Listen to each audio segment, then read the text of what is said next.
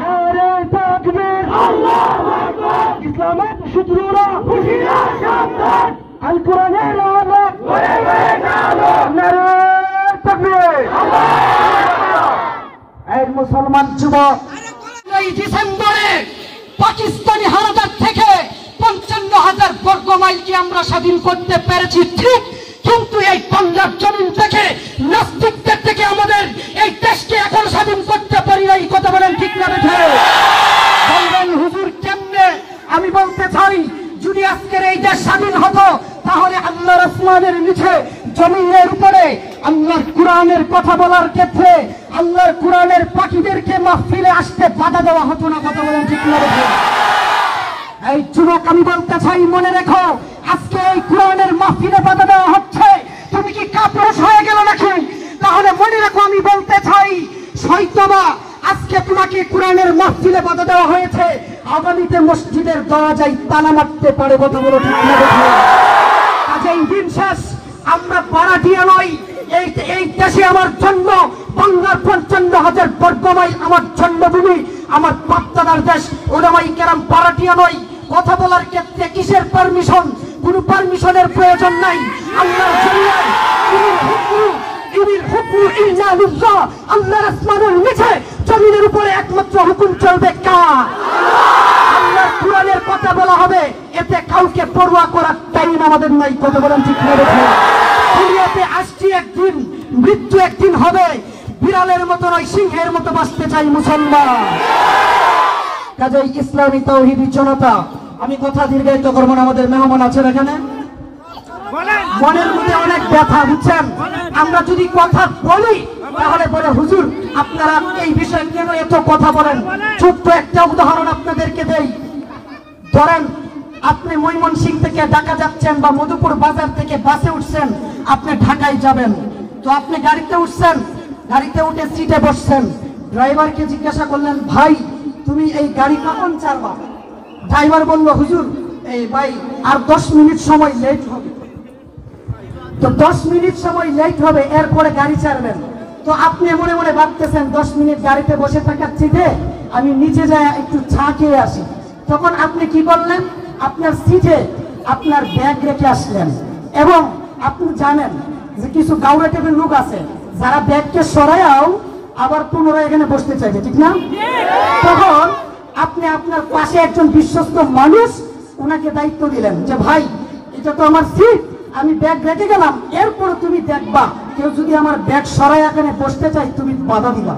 তাহলে এরপরে তার একজন উঠছে, তো উঠার পরে কিছু সমাজে গাউরা টাইপের লোক আছে না, তো সে এই সিটে বসতে চাইছে। তো বসতে যখন চাইছে তখন ওই লোক বাধা দিছে। তো বলতেছে, ভাই এখানে তো একজনের সিট রেখে উনি গেছেন, তো আমাকে দায়িত্ব দিয়ে গেছেন, আপনি বসতে পারবেন না। হ্যাঁ, ওই সিট কি কিনে নিছে, গাউরা টাইপের আছে না কিছু। তখন উনি হাতের মধ্যে ধরছেন, ভাই উনি আমাকে দায়িত্ব দিচ্ছেন, এটা হেফাজত করার দায়িত্ব আমার, আমি যতক্ষণ পর্যন্ত এখানে থাকবো তোমাকে এখানে বসতে দেওয়া হবে না। ও দুনিয়ার মুসলমান ইমানদার আল্লাহর গোলাম, ভালো করে বুঝে থাকেন। ও মুসলিম যুবকেরা, হে মুসলিম উম্মার যুবকেরা, আমরা জানি মুসলমান তুমি 5 ওয়াক্ত মসজিদে আসতে পারো না, কিন্তু তোমার ভিতরে কোরআনের ভালোবাসা আছে। কথা বলেন ঠিক না বেঠে? তোমার ভিতরে রাসূলের ভালোবাসা আছে, ঠিক না বেঠে? তোমার ভিতরে আলেম ওলামাদের ভালোবাসা আছে। কথা বলেন ঠিক না বেঠে? এখন আমার নবীজি চলে গেছেন, লা নবিয়্যা বাদি, আমার নবীজির পরে আর কোন নবী আসবেন না। নবুয়তের দরজায় তারাবদ্ধ হয়ে গেছেন, কিন্তু নবুয়তের চেয়ার খালি নয়, দুইটা জিনিস রেখে গেছেন। তারাকতু ফীকুম আমরাইন লান তাদিল্লু মা তামাসসাকতুম বিহিমা কিতাবাল্লাহ ওয়া সুন্নাত রাসূলি। আমার নবী জানেন আজ থেকে 1450 বছর পূর্বে, ও দুনিয়ার মুসলমান, হে আমার উম্মতেরা, আমি চলে যাব, আমার পরে লা নবিয়্যা বাদি, আমার পরে কোনো নবী আসবে না। আমি নবুয়তের চেয়ার খালি রেখে যাই নাই, দুইটা জিনিস রেখে গেছি উম্মার জন্য। এক হলো কিতাবুল্লাহ, আল্লাহর কোরআন, আর এক হলো সুন্নাহ, আমার হাদিস। আমি জানি আমার পরেও কুখ্যাত কাফের গোলাম আহমদ কাদিয়ানীদের মতো, শাহরিয়ার কবির নাস্তিকদের মতো কিছু গাদ্দার আসবে, যারা আমার এই চেয়ার থেকে কোরআন সুন্নাহকে সরিয়ে নিজেদের রাজত্ব কায়েম করতে চাইবে। কাজেই আমি এজন্য আমার বিশ্বাস হয় না অন্য কাউকে, আমার বিশ্বস্ত হলো তোমরা, হে জাতির উলামায়ে কেরাম। ইন্নামাল উলামা ওয়ারাসাতুল আম্বিয়া, হে উলামায়ে কেরাম। আমি চলে যাব, আমার এই দুইটা জিনিস যে রেখে গেলাম, এটার দায়িত্ব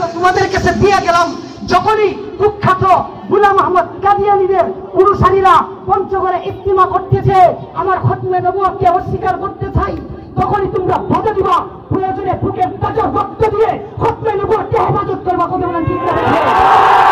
যখনই দেখবা শাহরিয়ার কবির মুরগি ছেড়ার মতো এরকম নাস্তিকের বাচ্চারা এই শাহবাগের চত্বরে বসে টকশোতে বসে আবার কোরআনের বিরুদ্ধে কথা বলে, কওমি মাদ্রাসার বিরুদ্ধে কথা বলবে, তখনই তোমরা এই জাগ্রত উলামায়ে কেরাম তোমরা জাগ্রত থাকবা। যখনই এই ধরনের নাস্তিকরা কোরআনের মাহফিলগুলোতে বাধা দিবে, কোরআনের কথাকে বন্ধ করতে চাইবে, তখনই তোমরা এই কোরআন সুন্নাহকে হেফাজত করার জন্য প্রয়োজনে বারবার শাপলা চত্বরে জমা। কথা বলেন ঠিক না? আমাদের ঈমানি দায়িত্ব। কাজেই আপনাদেরকে অনুরোধ করে বলতে চাই, যারা বলেন হুজুর আপনারা কেন বলেন, বুঝছেন কেন বলি আমরা? এমনি বলি না। দুনিয়ার কোন নেতা আমাদেরকে দায়িত্ব দেয় নাই, আমাদেরকে দায়িত্ব দিয়েছেন দু জাহানের বাদশা মুহাম্মদ আরবি সাল্লাল্লাহু আলাইহি ওয়াসাল্লাম। কাজেই এই দায়িত্ব আমার রাসূল আমাকে দিয়ে দিয়েছেন। কাজেই আল্লাহর জমিনে ইনিল হুকমু ইল্লা লিল্লাহ, আল্লাহর আসমানের নিচে জমিনের উপরে একমাত্র হুকুম চলবে কার? আল্লাহর হুকুম প্রতিষ্ঠা করার জন্য প্রয়োজনে এজন্যই যখনই কোরআন সুন্নাহর বিরুদ্ধে কোনো আইন জারি হয়, কোন নাস্তিক কথা বলে, সর্বপ্রথম জাতির উলামায়ে কেরাম জাগ্রত হয়ে যায়। কথা বলেন ঠিক না? কাজেই মুহতারাম হাজিরিন, আপনাদেরকে অনুরোধ করতে চাই, হে মুসলিম যুবক, হে মুসলিম উম্মাহ, আজকে তুমি নীরবতা পালন করতেছো, আজকে তুমি নীরবতা পালন করতেছো। সময় খুবই অল্প। এই বাংলার জমিনকে বিক্রি করার পাইতারা চলতেছে। বড়রা আমাদেরকে বলেন যে তোমরা জাতিকে জানাইয়া দাও, এই বাংলার জমিনকে বিক্রি করার পাইতারা চলতেছে। কেউ মুসলমানদের চিরসূত্র আমেরিকার সাথে তলে তলে সম্পর্ক রেখে বাংলাকে বিক্রি করে দিতে চাই, কেউ আবার আমাদের চিরসূত্র হিন্দুস্তানের সাথে গুজরাটের কসাইয়ের সাথে তলে তলে সম্পর্ক রেখে বাংলাকে বিক্রি করে দিতে চাই। আমি বলতে চাই ওরা কেউ বাংলার জনগণের বন্ধু হতে পারে না। ইসলাম ছাড়া কোনো মুক্তি নয়। উলামায়ে কেরামের অবদান ভোলার মতো নয়। ইংরেজ খেদাও আন্দোলনে সবচাইতে রক্ত দিয়েছেন উলামায়ে কেরাম। এই বাংলায় স্বাধীন করার পিছনে উলামায়ে কেরামের অবদান। আজকে আমরা কথা বললেই বলা হয় জঙ্গি। কথা বলেন ঠিক না? আরে মিয়া, স্বাধীন দেশে কথা বলবো, পারমিশন কিসের লাগে বুঝলাম না বিষয়টা। গানের আয়োজন করতে গেলে পারমিশন লাগে না, গান মমতা ব্রাহ্মণ গেলে পারমিশন লাগে না। আরে মিয়া, সংসদে দাঁড়ায় নর্তকী নাচে, অনুমোদন দেয়, কোনো পারমিশন লাগে না, গান গায়ে অনুমোদন লাগে না। আল্লাহর জমিনে আল্লাহর কোরআনের কথা হবে, কিসের পারমিশন? কথা বলেন ঠিক না?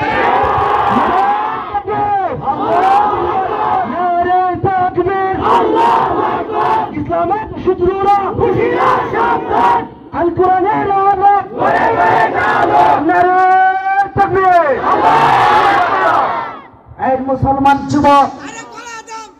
এই মুসলমান যুবক ভালো করে শুনে রাখেন, কথা হবে আজকে। বলেন কথা হবে আজকে। জন্ম একদিন হয়েছে, যেদিন থেকে এই লাইনে এসেছি সেদিন থেকে এই অঙ্গীকার করেছি, মরবো তো সিংহের মতো মরবো। কথা বলেন ঠিক না? ইসলামের জন্য নিজের ঈমান আমল বেশি মজবুত না। আমল করে কেউ জান্নাতে যেতেও পারবে না যদি আল্লাহর দয়া না হয়। কাজেই মুসলমান আমল তেমন নাই। যতদিন বেঁচে থাকবো হকের উপরে টিকে থাকবো। কথা বলেন ঠিক না? বেঁচে এই যুবক আজকে রফিকুল ইসলাম মাদানী, আমার এলাকার মানুষ, আমার বাড়ি ওনার বাড়ি বেশি দূরে না, কাছাকাছি। আমার এলাকার মানুষ আজকে ওনার দুষ্টি, উনি বলে হুজুররা রাজনৈতিক ওয়াজ করে। রাজনৈতিক ওয়াজ কাকে বলে আপনি বুঝেন? রাজনৈতিক ওয়াজ হলো এইটা, মির্জা ফখরুল সাহেব মাঠে আসেন খেলা হবে, এইটার নাম হলো রাজনীতি। কথা বলে ঠিক আছে? উনি বলবেন কাদের সাহেব পুলিশ ছাড়া মাঠে আসেন খেলা হবে, এইটার নাম রাজনীতি। কথা বলেন ঠিক না? বেছে এই যুবক কোন আলেমকে ওয়াজের মঞ্চে দাঁড়াইয়া বলছে এই ধরনের কথা বলে, তাহলে কিভাবে রাজনীতি কথা হয়? কথা বলেন ঠিক না? বেছে উলামায়ে কেরাম কোরআনের কথা বলে, হাদিসের কথা বলে। কোরআনের মধ্যে কি সুদের বিরুদ্ধে নাই? যারা আকাম করে তাদের বিরুদ্ধে নাই? যারা দুর্নীতি করে তাদের বিরুদ্ধে? তুমি আকাম করে যদি ওই লাইনে তোমার মাঝে পড়ে যাই, আমাদের তো কিছু করার নাই, ঠিক না? তুমি ভালো হয়ে যাও, কোরআন সুন্নাহ মতো জীবন চালাও, তাহলে আমাদের কথা তো তোমাদের বিরুদ্ধে যায় না। তুমি সারা জীবন আকাম করবা, দুর্নীতি করবা, চুরি করবা, বাটপারি করবা, আমরা কোরআনের কথা বলবো, কোরআনে বাটপাড়ির বিরুদ্ধে আসছে, সুদের বিরুদ্ধে আসছে, ঘুষের বিরুদ্ধে আসছে, আমরা বললে রাজনীতি হয়ে যায়। কথা বলেন ঠিক না বেঠে? দুনিয়ার মুসলমান আরেকটি কথা বলতে চাই, বাঙ্গাচোরা হযরত আমাদের সামনে আছেন, আজকে কথা বলতে চাই। আজকে আমি আপনাদের একটা কথা বলতে চাই, উলামায়ে কেরাম অনেক বলে, উলামায়ে কেরাম অনেক মানুষ আছে, শুনেন কথা শুনেন, এই কথা শুনেন, কথা শুনেন। অনেকে আমাদেরকে বলে হুজুর, হুজুর জেল কাটা এটা অনেকে খারাপ মনে করে, উনি অন্যায় না করলে তো জেল কাটতেন না। আর মিয়া আপনি ইতিহাস পড়ে দেখেন, ইউসুফ আলাইহিস সালাম বিনা দোষে 60 বছর কারাগারে ছিলেন, কথা বলে ঠিক আছে? আমার নবী কারাগারে ছিলেন কিনা? 2 বছর ছিলেন না। গাছের পাতা খেয়েছেন সাহাবায়ে কেরাম এই জেলখানায়। এই জেলখানায় হক কথা বলার কারণে ইমামে আজম আবু হানিফা রাহমাতুল্লাহি আলাইহি, যাকে ইমামুদ দুনিয়া বলা হয়, আমাদের হানাফি মাযহাবের ইমাম সাইয়্যিদুল ইমাম জিনাকে ফিকহের ক্ষেত্রে বলা হয়, সেই ইমামে আবু হানিফার জীবনী আপনি পড়ে দেখেন। সেই ইমামে আবু হানিফা রাহমাতুল্লাহি আলাইহিকে সেই যুগের জালেম গোষ্ঠীরা ক্ষমতার পদ গ্রহণ না করার কারণে শেষ বয়সে ওনাকে কারাগারে নিয়েছিলেন এবং কারাগারের মধ্যেই বিষ প্রয়োগ করে ওনাকে শহীদ করে দেওয়া হয়েছে। ইমামে শাফিকে কিভাবে, ইমামে আহমদ ইবনে হাম্বল রাহমাতুল্লাহি আলাইহিকে এই জালেমের গোষ্ঠীরা সেইখানে কারাগারের মধ্যে রেখে দৈনিক 100 বেতাঘাত করতেন, কথা বলেন ঠিক না বেঠে? শাইখুল হিন্দ মাহমুদ হাসান দেওবন্দি রাহমাতুল্লাহি আলাইহি ইংরেজকেরাও আন্দোলনের যিনারা নেতৃত্ব দিয়েছিলেন, এই নেতৃত্ব দেওয়ার কারণে ওনাদেরকে যখন মালদার কারাগারে নিয়ে যাওয়া হয়েছিল, ওনার ছাত্র হুসাইন আহমদ বাদানী রাহমাতুল্লাহি আলাইহি উস্তাদের সাথে যাওয়ার জন্য নদীতে ঝাঁপ দিয়েছিলেন, আপনারা জানেন।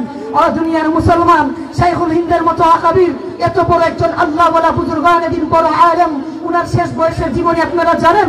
উনার খাদেমের কাছ থেকে শোনা হয়েছে, যখন উনাকে গোসল করানো হয়েছে উনার শরীরের মধ্যে ক্ষতস্থান। কারণ কি?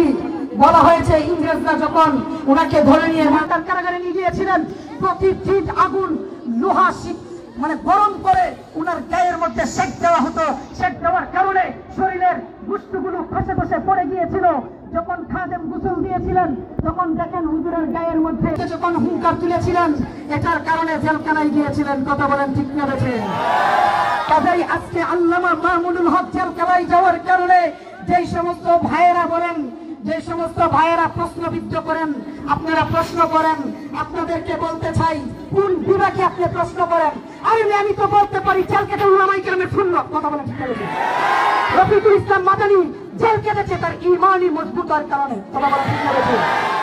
আপনারা নিশ্চিত থাকতে পারেন যারা জালিমের জিন্দানখানা থেকে বের হয়েছে, এখনো যারা জালিমের জিন্দানখানায় আছে, প্রত্যেকের ঈমান মজবুত থাকার কারণেই হয়েছে।